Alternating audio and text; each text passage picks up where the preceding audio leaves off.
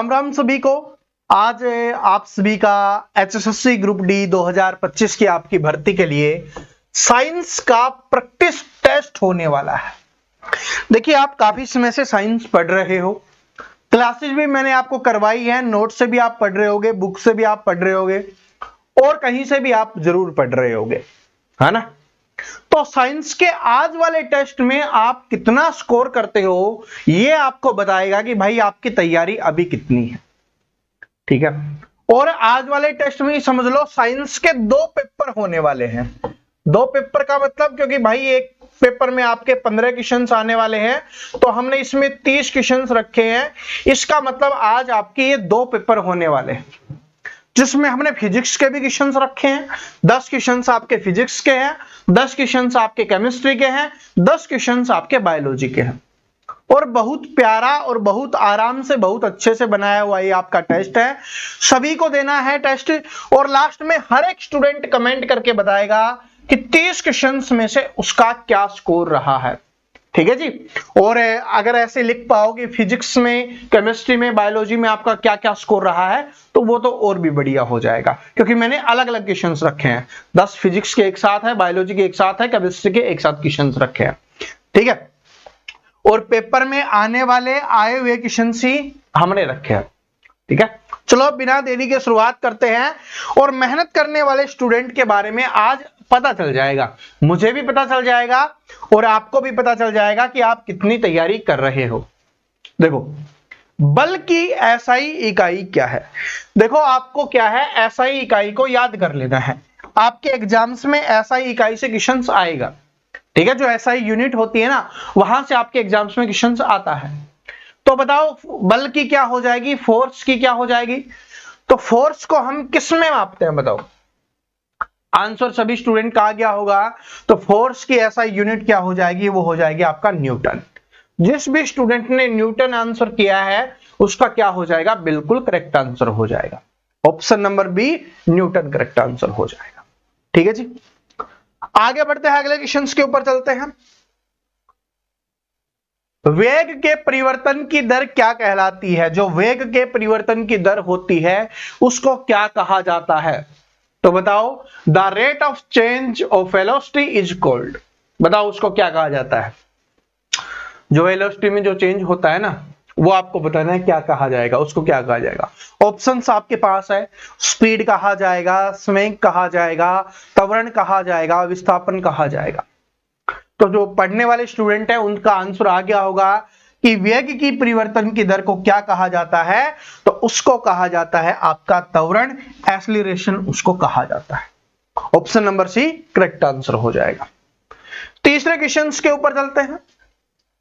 अवतल दर्पण, अभी हमने कुछ दिन पहले ही पढ़ा था। उत्तल दर्पण, अवतल दर्पण, ये इंपॉर्टेंट क्वेश्चंस भी मैंने आपको करवाया था कि एक अवतल दर्पण हमेशा वास्तविक और उल्टा प्रतिबिंब बनाता है, सिवाय जब वस्तु को रखा हो।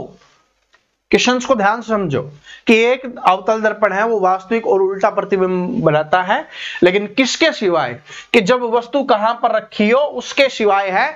फिर क्या है, हमेशा वास्तविक और उल्टा बनता है। तो बताओ किसके सिवाय है। आंसर कीजिए, कहां पर होगा, क्या हो जाएगा, पोल और फोकस के बीच में। क्या हो जाएगा आपका, पोल और फोकस के बीच में। तो क्या हो जाएगा, between the pole and the focus, यानी ध्रुव और फोकस के बीच में रखा जाएगा।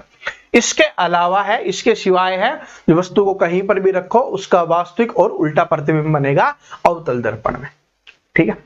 चलो, ऐसे क्वेश्चंस जो पढ़ने वाले स्टूडेंट हो गए, जिन्होंने अच्छे से क्लास पढ़ी होगी, जो मैंने करवाई थी, वही आंसर कर पाएंगे। चलो, इस क्वेश्चन का आंसर कीजिए कि निम्नलिखित में से कौन सा विद्युत का सुचालक है। अभी धातु पढ़ाया था, तब आपको समझाया था।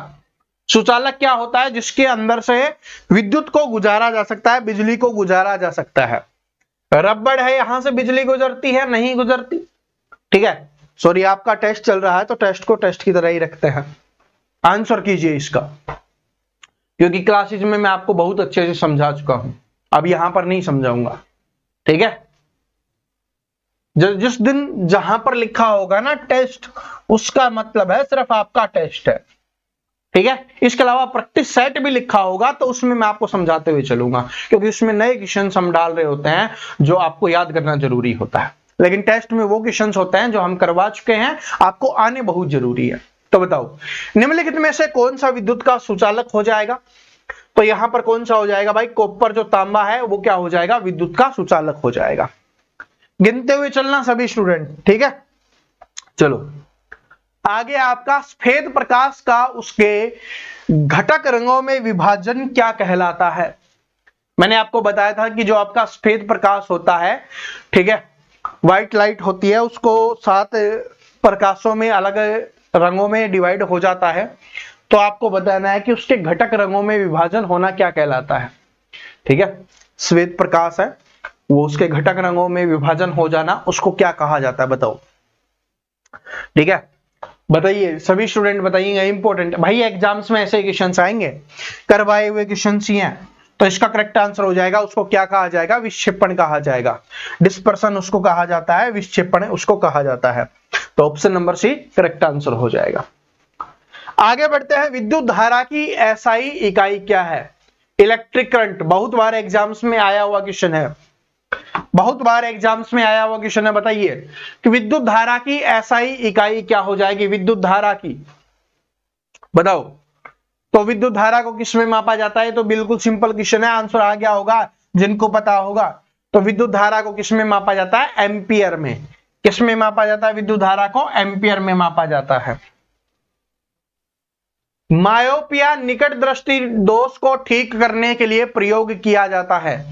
तो जो निकट दृष्टि दोष होता है उसको ठीक करने के लिए किसका उपयोग किया जाता है? और निकट दृष्टि दोष को किस नाम से जाना जाता है? मायोपिया के नाम से भी जाना जाता है। तो निकट दृष्टि दोष के लिए ट्रिक से याद करवाया था, याद करो, निकट दृष्टि दोष के लिए। तो इसका करेक्ट आंसर आ गया होगा सभी स्टूडेंट का। तो निकट दृष्टि दोष के लिए किसका उपयोग किया जाता है? अवतल लेंस का। कैसे याद हुआ था भाई? निकट दृष्टि दोष नजदीक है तो उसके लिए बड़ा वाला हो लगेगा अवतल, ये बड़ा हो गया। ठीक है, और क्या है?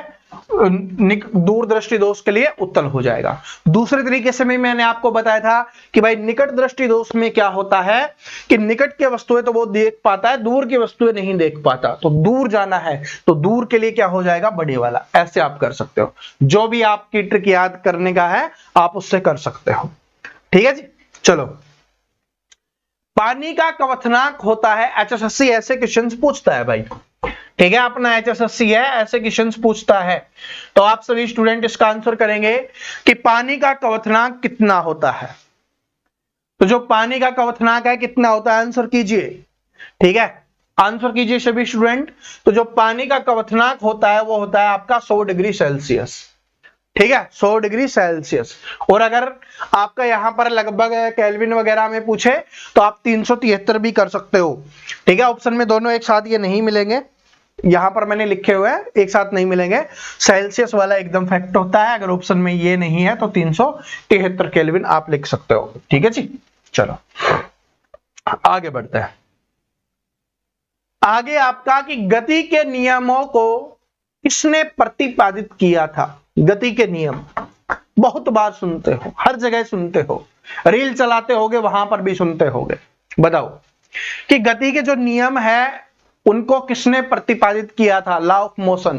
बताओ किसके द्वारा किया गया है लॉ ऑफ मोशन? सभी को पता है? तो क्या हो जाएगा इसका आंसर? आइजैक न्यूटन हो जाएगा। क्या हो जाएगा भाई इसका आंसर? आइजैक न्यूटन हो जाएगा। गिनते हुए चलना, कितने आपके सही है कितने आपके गलत है। आगे बढ़ते हैं। किसी पिंड द्वारा अपनी गति के कारण धारण की जाने वाली ऊर्जा को क्या कहा जाता है? क्वेश्चंस को देखो, क्वेश्चंस को जितना समझोगे, जितना आराम से पढ़ोगे, उतना ही सही आंसर निकलेगा और जल्दी आंसर निकलेगा। किसी पिंड द्वारा अपनी गति के कारण धारण की जाने वाली ऊर्जा को क्या कहा जाता है? कि गति की वजह से जो ऊर्जा मिल रही है उसको क्या कहा जाएगा? तो इसका तो बड़ा सिंपल आंसर हो गया, जिनको समझ में आ गया तो उसको क्या कहा जाएगा भाई? गतिज ऊर्जा कहा जाएगा। गति की वजह से मिल रही है ना, तो क्या हो जाएगा? गतिज ऊर्जा हो जाएगा। ठीक है जी, चलो अब आगे बढ़ते हैं हम। अगला क्वेश्चन देखिए क्या है।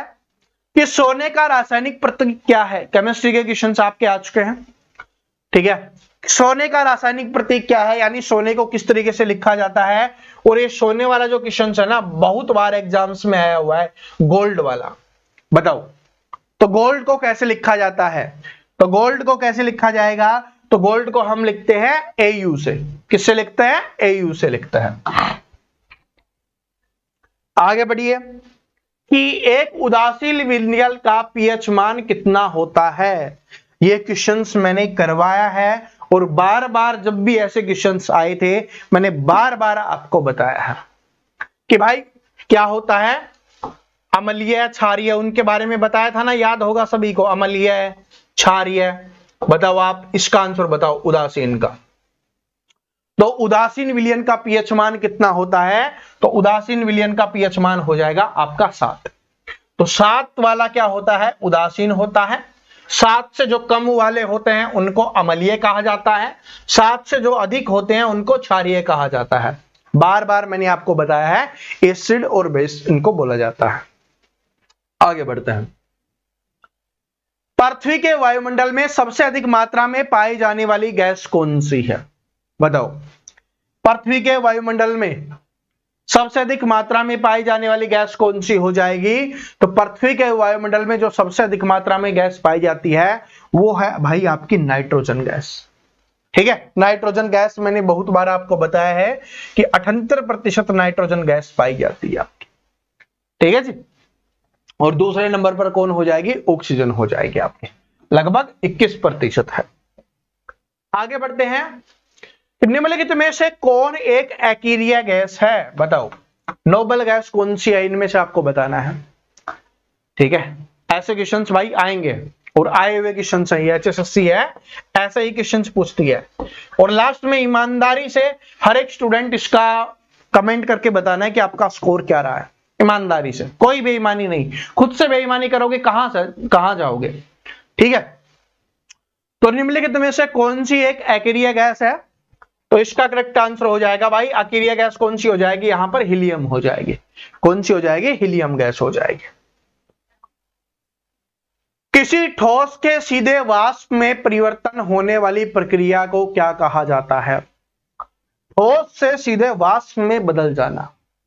ठीक है, जैसे एक बर्फ है, बर्फ को पिघालते हैं तो पानी बनता है, फिर जाके भाप बनता है। लेकिन इसने क्या बोला है कि ठोस से सीधे वाष्प में बदल जाने वाली प्रक्रिया को क्या कहा जाता है। इसको बताओ क्या कहा जाएगा। तो उसको कहा जाता है भाई आपका ऊर्ध्वपातन कहा जाएगा। क्या कहा जाएगा, ऊर्ध्वपातन कहा जाएगा। ठीक है, ऊर्ध्वपातन उसको कहा जाएगा, सब्लिमेशन उसको कहा जाएगा। आगे बढ़ते हैं आपका कि किसी तत्व के परमाणु में 11 प्रोटॉन है तो इसकी परमाणु संख्या क्या होगी। बताओ ऐसे क्वेश्चंस देखो आप याद कर लेते हो, जो पढ़ाया जाता है उसको पढ़ लेते हो, लेकिन थोड़ी सी बुद्धि आपको अपनी खुद की भी लगानी पड़ेगी। ठीक है, थोड़ी सी बुद्धि आपको खुद की भी लगानी पड़ेगी कि किसी तत्व के परमाणु में 11 प्रोटीन है तो इसके परमाणु संख्या क्या होगी, ये आपको बताना है। बताओ क्या हो जाएगी, बताओ। तो इसकी परमाणु संख्या कितनी हो जाएगी, वो 11 ही हो जाएगी। ठीक है जी। और मैंने आपको बताया था प्रोटॉन के बारे में, न्यूट्रॉन के बारे में, इलेक्ट्रॉन के बारे में, अगर आप कंटिन्यू पढ़ते हो तो आपको पता होगा। ठीक है जी। जब धातु अम्ल से अभिक्रिया करती है तो कौन सी गैस उत्पन्न होती है, ये अपने को बताना है। ठीक है, बहुत बार इंपॉर्टेंट क्वेश्चंस ये बोला था कि भाई इंपॉर्टेंट क्वेश्चन है। ठीक है, लिख के भी बताया था, तो अभी सभी स्टूडेंट इसका आंसर करेंगे कि जब धातु अम्ल से अभिक्रिया करती है तो कौन सी गैस उत्पन्न होती है। तो जब धातु है वो अम्ल से अभिक्रिया करती है तो कौन सी गैस उत्पन्न होती है, हाइड्रोजन गैस उत्पन्न होती है। ठीक है, कैल्शियम कार्बोनेट का सामान्य नाम क्या हो जाएगा। कैल्शियम कार्बोनेट नाम भी याद रख लो, कैल्शियम कार्बोनेट, इसको किस तरीके से लिखा जाता है, CaCO3, क्योंकि एग्जाम में ऐसे लिख देगा कि CaCO3 का नाम क्या है, तो वो क्या हो जाएगा, कैल्शियम कार्बोनेट हो जाएगा। लेकिन हमें इसका सामान्य नाम बताना है। ठीक है, रासायनिक नाम आपसे पूछ सकता है, आपसे सामान्य नाम पूछ सकता है, तो ये तो हो जाएगा आपका कैल्शियम कार्बोनेट, लेकिन इसका सामान्य नाम आपको बताना है। तो जो आपका कैल्शियम कार्बोनेट होता है उसका सामान्य नाम क्या हो जाएगा? चूना पत्थर हो जाएगा। ठीक है, क्या कहा जाता है उसको? चूना पत्थर कहा जाता है। सामान्य नमक का रासायनिक सूत्र क्या है? सामान्य नमक का रासायनिक सूत्र, तो सामान्य नमक को किस नाम से जाना जाता है? आप सभी को पता होगा, सोडियम क्लोराइड के नाम से जाना जाता है, और इसका रासायनिक सूत्र हो जाएगा आपका NaCl। ठीक है, Na क्या हो गया? सोडियम, और क्या हो जाएगा? Cl क्लोराइड, तो NaCl क्या हो जाएगा? सोडियम क्लोराइड हो जाएगा। क्वेश्चन नंबर 20 है आपका, केमिस्ट्री का लास्ट क्वेश्चन है, फिर बायोलॉजी के क्वेश्चंस पे हम चलेंगे, जिसमें बायोलॉजी और जूलॉजी के क्वेश्चंस मिक्स हैं। बताओ कि निम्नलिखित में से कौन एक रासायनिक परिवर्तन का उदाहरण है? ये मैंने आपको रासायनिक परिवर्तन नहीं करवाए ना, तो कल हम यही करेंगे, रासायनिक परिवर्तन और भौतिक परिवर्तन मैं आपको करवा दूंगा, क्योंकि एग्जाम्स में एक क्वेश्चन आ जाता है। कुछ ये लगभग 20-30 ही हैं, ठीक है, जो बार बार आपके एग्जाम्स में आते हैं, वो मैं आपको करवा दूंगा और समझा भी दूंगा। अगर उनके अलावा एक्स्ट्रा आ जाए ना तो कैसे करना है। तो ये क्वेश्चन आपका करा हुआ नहीं होगा, लेकिन अगर आपने नोट्स ले रखे हैं तो पढ़ते होगे तो आंसर आ गया होगा। ठीक है, बताओ कि निम्नलिखित में से कौन सा एक रासायनिक परिवर्तन हो जाएगा? तो इसका करेक्ट आंसर हो जाएगा आपका लकड़ी का जलना। ठीक है, क्या हो जाएगा? लकड़ी का जलना क्या हो जाएगा? यहां पर रासायनिक परिवर्तन हो जाएगा। रासायनिक और भौतिक परिवर्तन में क्या फर्क होता है, चलो कल ही बात करेंगे जब चैप्टर पढ़ेंगे, है ना। चलो, बहुत शानदार ट्रिक है, बहुत प्यारी ट्रिक है, जो पूछता है ना सारे के सारे कल याद मैं आपको करवा दूंगा। आंसर कीजिए कि कोशिका का पावर हाउस है, ये अभी पढ़ा था हमने, पादप वाला जो पिछला चैप्टर पढ़ा था ना साइंस का, उसी में हमने पढ़ा था कि कोशिका का पावर हाउस किसे कहा जाता है। तो जो आपका माइटोकॉन्ड्रिया होता है उसको कोशिका का पावर हाउस कहा जाता है, अभी हमने पढ़ा था। तो देखो, जो क्वेश्चंस हम पढ़ते हैं ना वही एग्जाम्स में उसी तरीके के क्वेश्चंस आपके एग्जाम्स में आते हैं, तो आपको याद होना बहुत जरूरी है। पौधे का कौन सा भाग प्रकाश संश्लेषण के लिए जिम्मेवार होता है? ये भी हमने उसी क्लास में पढ़ा था, पादप वाले में ही। ठीक है, देखो सेम क्वेश्चंस नहीं, रिलेटेड क्वेश्चंस जो मैंने बातें आपको बताई है वो आपके काम आने वाली है। हो सकता है सेम लैंग्वेज ना दिखे, ठीक है, कुछ भी बदल के दे दे, लेकिन जो बातें आपको समझाई है अगर उनको याद रखोगे तो आराम से क्वेश्चंस कर ले जाओगे। तो पौधे का कौन सा भाग है जो प्रकाश संश्लेषण के लिए जिम्मेवार होता है? तो क्या हो जाएंगी? आपकी पत्तियां हो जाएंगी, जो पत्ती होती है ना वो वाला हो जाएगा। चलो, पौधों द्वारा प्रकाश ऊर्जा को रासायनिक ऊर्जा में परिवर्तन करने की प्रक्रिया को क्या कहा जाएगा? बताओ। प्रकाश से ऊर्जा लेते हैं और रासायनिक ऊर्जा में बदलते हैं तो उसको क्या कहा जाता है? तो उसको कहा जाता है प्रकाश संश्लेषण। क्या कहा जाता है भाई? प्रकाश संश्लेषण। ठीक है, प्रकाश से ऊर्जा ले रहे होते हैं, और आपको पता है कि सूर्य के प्रकाश से ही क्या कर रहे होते हैं? प्रकाश संश्लेषण होता है। ये बताओ, क्वेश्चन स्पेशली आपको विटामिन वाली क्लास में करवाया था, जब हमने मानव शरीर वगैरह पढ़ा था उस समय हमने किया था कि सूर्य के प्रकाश के संपर्क में आने पर हमारे शरीर में कौन सा विटामिन उत्पन्न होता है। तो जब सूर्य का प्रकाश हमारे शरीर को टच करता है तब जाकर विटामिन डी उत्पन्न होता है। ठीक है, कौन सा विटामिन होता है भाई? Vitamin D. और विटामिन डी की कमी से रिकेट्स नामक रोग हो जाता है। ठीक है जी, तो जो सुबह सुबह की धूप होती है ना वो लेना बहुत जरूरी है। और अभी सर्दियों के मौसम में तो आप, ठीक है, धूप में जरूर बैठ जाना। सुबह 10 बजे से बाद नहीं, 10 बजे की पहले की है, फायदेमंद होती है। रक्त में लाल वर्णक जो ऑक्सीजन ले जाता है क्या कहलाता है? बताओ, बताइए। मानव शरीर रक्त वाले क्वेश्चन हमने करे थे, बताओ। तो रक्त में जो लाल वर्णक होता है जो ऑक्सीजन ले जाता है उसको क्या कहा जाता है? तो उसको कहा जाता है भाई हीमोग्लोबिन। क्या कहा जाता है? हीमोग्लोबिन। ठीक है, हीमोग्लोबिन। आगे बढ़िए कि जीवन की सबसे छोटी इकाई कौन सी होती है? यह क्वेश्चन भी मैंने आपको करवाया था। ठीक है, जीवन की सबसे छोटी इकाई कौन सी होती है? तो जो कोशिका होती है वो क्या हो जाएगी? जीवन की सबसे छोटी इकाई हो जाएगी। जो सेल्स हो जाएंगी वो जीवन की सबसे छोटी इकाई हो जाएगी। मानव शरीर में किस ग्रंथि को मास्टर ग्रंथि कहा जाता है? मैंने इसमें लिखा भी था भाई, इंपॉर्टेंट क्वेश्चन है, सभी याद कर लेना। तो आंसर कीजिए सभी स्टूडेंट कि मानव शरीर में किस ग्रंथि को मास्टर ग्रंथि कहा जाता है। तो मानव शरीर में मास्टर ग्रंथि किसे कहा जाता है, तो जो आपकी पिट्यूटरी ग्लैंड होती है उसको मास्टर ग्रंथि कहा जाता है, पिट्यूटरी। ठीक है, पिट्यूटरी पीयूष ग्रंथि को मास्टर ग्रंथि कहा जाता है। शरीर से अपशिष्ट उत्पादों को हटाने की प्रक्रिया को क्या कहा जाता है, बताओ। ये क्वेश्चंस मैंने करवाया था जब आपको पाचन पढ़ाया था, उस समय ये क्वेश्चंस करवाया था पाचन वाले चैप्टर में। और जिन्होंने नहीं पढ़ा हुआ पढ़ के देख लेना भाई, उसमें क्वेश्चंस करवाया हुआ है। ठीक है, मैंने आपको बताया था। तो शरीर से अपशिष्ट उत्पादों को हटाने की प्रक्रिया को क्या कहा जाता है।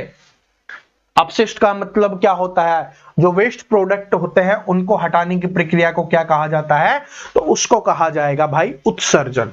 क्या कहा जाता है उसको, उत्सर्जन कहा जाता है। ठीक है, उत्सर्जन कहा जाएगा। निम्नलिखित में से कौन सी एक ग्रीन हाउस गैस नहीं है, ग्रीन हाउस गैस नहीं है, बताओ। ग्रीन हाउस गैस नहीं है, इनमें से आपको बताना है ग्रीन हाउस गैसें कौन सी होती हैं जो नुकसान पहुंचाती। तो इनमें से देख लो, CO2 क्या काम की है, नहीं है। मीथेन है, नहीं है। N2O है, नहीं है।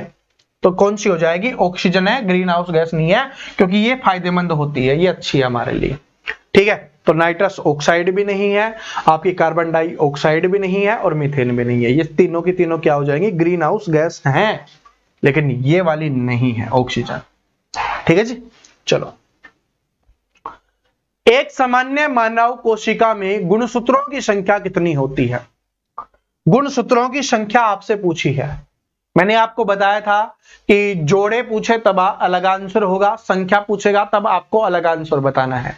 तो गुणसूत्रों की संख्या कितनी हो जाएगी, 46 हो जाएगी। कितनी हो जाएगी भाई, 46 हो जाएगी। ठीक है, कितनी हो जाएगी, 46 हो जाएगी। अगर जोड़े पूछे तो फिर क्या कर देना है आपको, 23 जोड़े हो जाएंगे। क्या हो जाएंगे, 23 जोड़े। कितने जोड़े, 23 जोड़े गुणसूत्र। और अगर गुणसूत्रों की संख्या पूछे तो 46 हो जाएगी। ठीक है, तो ऐसा। तो अब आपके 30 क्वेश्चंस का ये जो टेस्ट है वो आज समाप्त होता है। आज वाले टेस्ट में आपका क्या स्कोर रहा, क्योंकि काफी समय से हम साइंस पढ़ रहे थे लेकिन आपका टेस्ट नहीं हुआ था। तो अब हर एक स्टूडेंट है वो कमेंट करके इसका बताने वाला है कि आपका स्कोर क्या रहा है, जिससे आपको पता चल जाएगा कि रियली में आप मेहनत कर रहे हो या नहीं कर रहे। ठीक है, और जो हमने अभी तक पढ़ लिया उसके आगे अब हम पढ़ने वाले हैं। जो हमने पढ़ लिया ना उसको भाई एग्जाम डेट आ जाएगी ना, आपका जो ऑनलाइन फॉर्म भरे जाएंगे उसके बाद क्या होगा, हम रिवीजन करेंगे बस। ठीक है, अब दोबारा से ये नहीं पढ़ाऊंगा, अब बस क्या करेंगे, हम रिवीजन ही करेंगे जब एग्जाम ऑनलाइन फॉर्म भरे जाएंगे उसके बाद। अभी जो बचा हुआ है जो आपके एग्जाम्स में आ सकता है, जैसे मैंने आपको बताया कि रासायनिक और भौतिक परिवर्तन, इस वाले चैप्टर को हम करेंगे। ठीक है, फिर आगे और जो चैप्टर बचे हुए हैं जो आपके एग्जाम्स में आते हैं उन सभी को मैं आपको करवाता रहूंगा। ठीक है जी, और बीच बीच में ऐसा टेस्ट भी चलता रहेगा, बीच बीच में कोई प्रैक्टिस सेट भी ले आएंगे आपके लिए। ठीक है, जो अच्छे क्वेश्चंस होंगे उनको इंक्लूड करके, तो आपको टेंशन लेने की आवश्यकता नहीं है। ठीक है, साइंस की क्लास आपके लिए शाम को 5 बजे आती है और ये आती ही रहेगी। ठीक है जी, बीच में जो नए स्टूडेंट थे उनको बताना जरूरी था, दिल्ली पुलिस वाले जो स्टूडेंट थे उनके बारे में कि भाई किस तरीके से तैयारी करनी चाहिए, क्योंकि बहुत सारे स्टूडेंट है जो तैयारी करते हैं, तो उनको बताना बहुत जरूरी था। टेंशन मत लीजिए, मैंने आपसे वादा किया है कि आपके HSSC ग्रुप डी में और ग्रुप सी मेंस में, हरियाणा पुलिस के एग्जाम्स में, आपके जितने भी और एग्जाम्स हैं HSSC के सभी में मैं आपकी पूरी हेल्प करने वाला हूं, आपके स्कोर को बढ़ाने में, आपके सिलेक्शन दिलवाने में। ठीक है, वरना सिलेक्शन नहीं दिलवाएंगे तो मैंने एक बात लिखी थी वो कैसे होगा कि HSSC मतलब। ठीक है, और ये मैं बीच में नहीं डालता, दिल्ली पुलिस वाली भी नहीं डालता, लेकिन क्या था कि अभी ऑनलाइन फॉर्म नहीं आपने स्टार्ट हुए हैं और भी अभी तो काफी समय लगने वाला है, तो इसलिए मैंने डाल दिया है ना, वो बात आप समझ सकते हो। तो बस, और हाँ, जो आप सभी हरियाणा जीके और इंडिया जीके की वेट कर रहे हो तो उसके लिए बहुत अच्छे क्वेश्चंस और बहुत अच्छी चीजें मैं तैयार कर चुका हूं और वो आपको कल से मिलना स्टार्ट हो जाएगी।